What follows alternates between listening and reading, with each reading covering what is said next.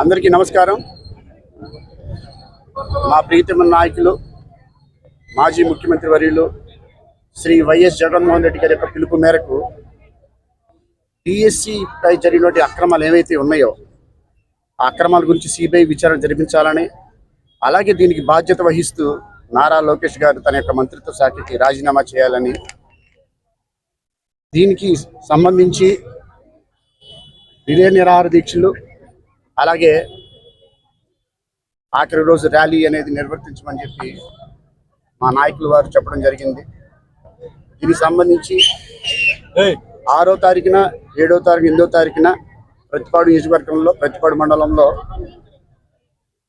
కార్యకర్తల సమక్షంలో అందరి సమ్మతితో అలాగే ప్రజలు కూడా వచ్చున్నారు, చాలా మంది స్టూడెంట్స్ వచ్చారు, యూత్ కూడా వచ్చున్నారు. చాలా దిగ్విజయంగా ఈ యొక్క రిలే నిరాహార దీక్షలు అనేది పూర్తి చేయడం జరిగింది. అలాగే అందులో భాగంగానే ఈరోజు 10వ తారీఖున ప్రతిపాడు నియోజకవర్గంలో ప్రతిపాడు మండలంలో మల్లైపాలెం సెంటర్ నుంచి చూసుకున్నట్లయితే ఇక్కడి వరకు అంబేద్కర్ గారి స్టాచ్యూ వరకు భారీగా జనసందం వచ్చి ఈ యొక్క నిరసనకు మద్దతు తెలిపారు. మేము ఒకటే చెప్తున్నాం, మేమేమి ఇందులో రాకెట్ సైన్స్ లేదనుకుంటే అనవసరంగా లోకేష్ గారిని నిందించాలనో లేదా కూటమి ప్రభుత్వాన్ని నిందించాలి ఆ మాటలను మేము మాట్లాడట్లా. మేమేం అడుగుతున్నామంటే, మీరు వచ్చిన తర్వాత కూటమి ప్రభుత్వం గద్దెనెక్కిన తర్వాత మొదటి సంతకం డిఎస్సి పైన పెడతానన్నారు, పెట్టారు. మెగా డిఎస్సి అని పెట్టారు. కాకపోతే అనుకోని విధంగా ఇది దగా డిఎస్సి అయిపోయింది. మీ దగా డిఎస్సిని ఎందుకు అంటున్నామంటే, మేము ఒకటే చెప్తున్నాం, డిఎస్సి పరీక్ష జరగాల్సినటువంటి విధానం ఏదైతే ఉందో అది విధానం ఆ ప్రాతిపదిక ఏదైతే ఉందో అది ప్రాపర్గా జరగల. అంటే ప్రాపర్గా జరగలేదంటే ఏదైనా డిఎస్సి పరీక్షలు అనేది ఏంటంటే టెట్ ద్వారా ఎగ్జామ్ రాస్తారు. టెట్ ద్వారా ఎవరైతే క్వాలిఫై అవుతారో వాళ్ళు మెరిట్ లిస్ట్ బేస్ చేసుకొని based on the reservations or vertical and horizontal reservation whatever it may be దాని మీద పోస్ట్ ఇవ్వడం జరుగుద్ది.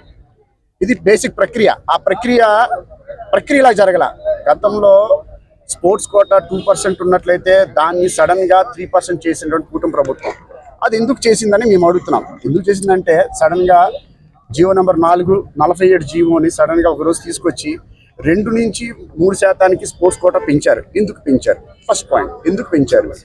పెంచారు, పెంచింది అన్న ఉన్నట్లు ఉంచారా? దాన్ని మీరు అదే జీవోని వెంటనే రద్దు చేసి మళ్ళీ వెంటనే దాన్ని క్యాన్సిల్ చేసేసి మళ్ళీ అలాంటిది ఏం లేదు, అదంతా కాదు, మళ్ళీ పాత జీవోనే అని చెప్పేసి చెప్పడం జరిగింది.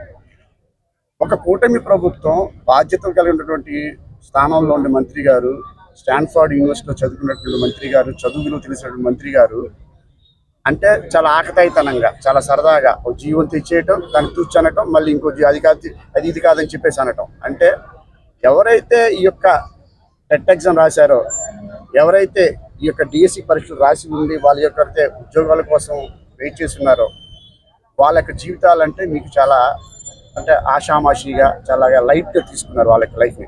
వాళ్ళ జీవితాలే కాకుండా వాళ్ళ ఎక్కడైతే చదువు చెప్పినట్టు పిల్లల భవిష్యత్తు ఉందో ఆ పిల్లల భవిష్యత్తు కూడాను మీరు లైట్గా తీసుకున్నట్టే. ఎందుకంటే మీరు స్పోర్ట్స్ కోటాలో చేర్చినటువంటిది యారో జీవో వచ్చి లాంచ్ చేశారు. జీవో అయిపోయిన తర్వాత జీవోని క్లోజ్ చేసే లోపలే మీరు దగ్గర స్పోర్ట్స్ కోటాలో 400 చిల్లర మందికి మీరు ఉద్యోగాలు ఇవ్వడం జరిగింది. అది ఏ రూపాన్ని ఇచ్చారు? మీరు చూసుకున్నట్లయితే సడన్గా యూనివర్సిటీ నుంచి సర్టిఫికేట్ తీసుకొచ్చారు. సర్టిఫికేట్స్ తేగానే ఆ సర్టిఫికేట్లు బేస్ చేసుకొని ఉద్యోగాలు ఇచ్చారు. ఎవరైనా అడిగితే గేమ్ ఆడితే ఇస్తారు, లేదనుకుంటే స్పోర్ట్స్ కోటా అంటే పక్కాగా ఈటీలు ఉంటారు, చక్కగా వాళ్ళు మెయిన్ గేమ్స్ ఏమైతే ఉంటాయో అలాంటి గేమ్స్ మీద పెట్టకోకుండా వీళ్ళని జస్ట్ ఒక యూనివర్సిటీ దట్టు వాళ్ళ అనుబంధ సంస్థలు ఉన్నటువంటి యూనివర్సిటీ ద్వారా వాళ్ళకి సర్టిఫికేట్ తీసుకొచ్చి దొడ్డిదారిన 411 ఉద్యోగాలు అనేది ఇవ్వటం జరిగింది. ఇదే విషయంలో ఇంకో డౌట్ ఉంది. ఇంకో డౌట్ ఏంటంటే, ఇలా జరిగింది, అవకతవకలు జరిగినాయి కదా, అవకతవకలు జరిగిన తర్వాత ఎవరైతే స్పోర్ట్స్ కోటాలో ఉద్యోగాలు తీసుకొని ఇంకోటి లేదంటే ఈ యొక్క డిఎస్సి పరీక్షల్లో డిఎస్సి ఉద్యోగాలు ఎవరికైతే రావాలనుకున్నారో వాళ్ళు ఫోన్ నెంబర్లో వాళ్ళ యొక్క ఫోన్ డిస్ప్లేలో గవర్నమెంట్ ఆఫ్ ఆంధ్రప్రదేశ్ అని ఉన్నటువంటి డిస్ప్లేలో వాళ్ళు మాట్లాడడం జరిగింది. ఒక్కొక్క ఉద్యోగం దగ్గర 15 లక్షల నుంచి 20 లక్షల రూపాయలకి అది అమ్మటం జరిగింది. దాని గురించి మేము ఎవరు అడుగుతుంటే మీ దగ్గర ఆల్రెడీ ఫోన్ నెంబర్స్ ఉన్నాయి, ఎవరైతే వీడియో కాల్ ఆడియో కాల్ మాట్లాడారో దాని డిస్ప్లే తాలూకా వీడియోస్ ఉన్నాయి, అన్నీ కూడా మీకు చెప్పడం జరిగింది. దాన్ని మీరు బాధ్యత ఏం తీసుకున్నారు? ఆ బాధ్యత తీసుకోపోగా మరీ ముఖ్యంగా జరగ